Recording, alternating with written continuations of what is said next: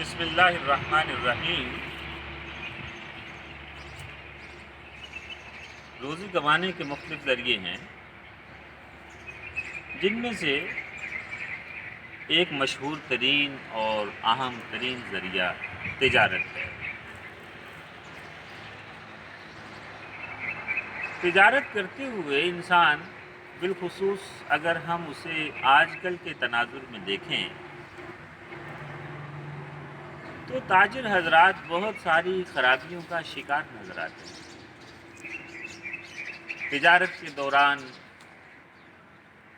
بے دریغ جھوٹ بولا جاتا ہے،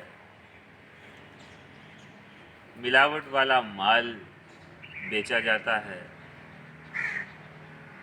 کم تولنے کی بیماری بھی عام ہے، سیمپل کے طور پر بہترین مال دکھایا جاتا ہے اور سپلائی انتہائی ناقص مال کی کر دی جاتی ہے۔ اسی طرح اچھے مال کے اندر ناقص مال چھپا کر بھی گاہک کو دے دیا جاتا ہے۔ غرضے کے طرح طرح کے دھوکے اور فریب ہماری آج کل کی تجارت کا جزو لا ینفک بن چکے ہیں۔ اگر تاجروں سے بات کی جائے تو بہت سے تاجر یہ بات کہتے ہوئے ذرا نہیں ہچکچاتے کہ جناب، آج کل تو تجارت جھوٹ اور دھوکے کے بغیر ممکن ہی نہیں ہے۔ اگر آپ جھوٹ نہیں بولیں گے، ملاوٹ نہیں کریں گے، ٹیکس چوری نہیں کریں گے تو پھر آپ منافع نہیں کما سکتے، آپ مارکیٹ کو کمپیٹ نہیں کر سکتے۔ یہ سوچ تاجر برادری کے اندر راسخ ہو چکی ہے،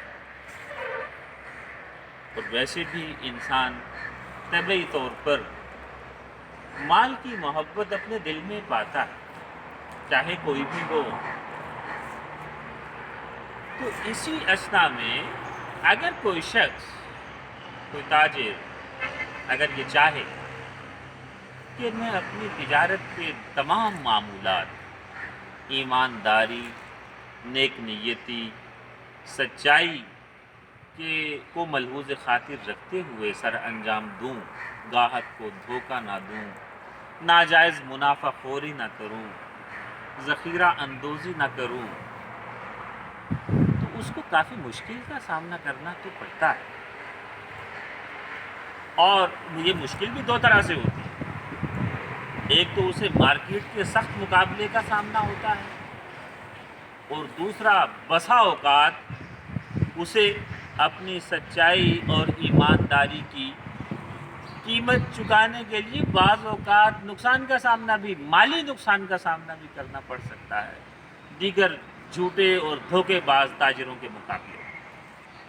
تو اس لیے یہ تاجر جو قربانی دے رہا ہے اور نقصان برداشت کرنے کے باوجود، مارکیٹ کے سخت کمپٹیشن کے باوجود ڈٹا ہوا ہے سچائی پر، دیانتداری پر، رسول اللہ صلی اللہ علیہ وسلم کی تعلیمات کی روشنی میں تجارت کر کے حلال روزی کمانے پر ثابت قدم ہے، تو یہ بہت بڑی فضیلت کا حامل ہے۔ رسول اللہ صلی اللہ علیہ وسلم نے ایسے ہی تاجر کی فضیلت بیان کرتے ہوئے ارشاد فرمایا، حضرت ابو سعید خدری رضی اللہ تعالی عنہ اس حدیث کے راوی ہیں، آپ نے ارشاد فرمایا، التاجر الصدوق الامین مع النبیین والصدیقین والشہداء او کما قال النبی صلی اللہ علیہ وسلم۔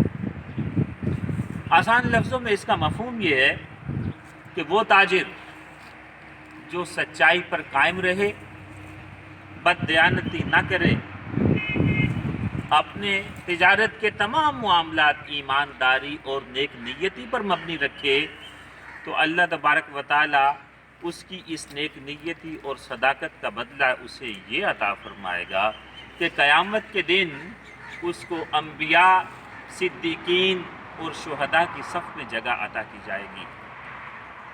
عزیز طلبہ، یہ بہت بڑا انعام ہے۔ اللہ تعالیٰ کی مخلوق میں سب سے اعلیٰ ترین درجہ انبیاء کرام کا ہے، اور اس کے بعد دوسرا درجہ صدیقین کا ہے۔ صدیقین وہ ہستیاں ہوتی ہیں جو انبیاء کرام کے ساتھی ہوتے ہیں اور انبیاء کرام کے مشن کے علم بردار ہوتے ہیں، جیسے کہ حضرت ابو بکر صدیق رضی اللہ تعالیٰ عنہ۔ اور تیسرے نمبر پر تیسرا درجہ شہداء کرام کا ہوتا ہے۔ شہداء کے بارے میں خود اللہ تعالیٰ نے قرآن کریم میں ارشاد فرمایا کہ جو اللہ کی راہ میں جان دے دیں انہیں مردہ نہ کہو، وہ زندہ ہیں لیکن ان کی زندگی کا تم ادراک نہیں رکھتے، تمہیں شعور نہیں ہے۔ تو یہ تین مقتدر طبقے جو اللہ تعالیٰ کی بارگاہ میں صاحب عزت ہے، اللہ تعالیٰ نے جن کو رفتیں عطا فرمائی، تو وہ تاجر جس نے دنیاوی نقصان برداشت کر لیا، مارکیٹ کا سخت کمپٹیشن اس نے فیس کیا، لیکن سچائی کا اور دیانتداری کا دامن نہ چھوڑا، اللہ تعالیٰ اس کی اس مشقت کا اور اس قربانی کا بدلہ اس کو قیامت کے دن اس عزت افزائی کے ساتھ عطا فرمائے گا۔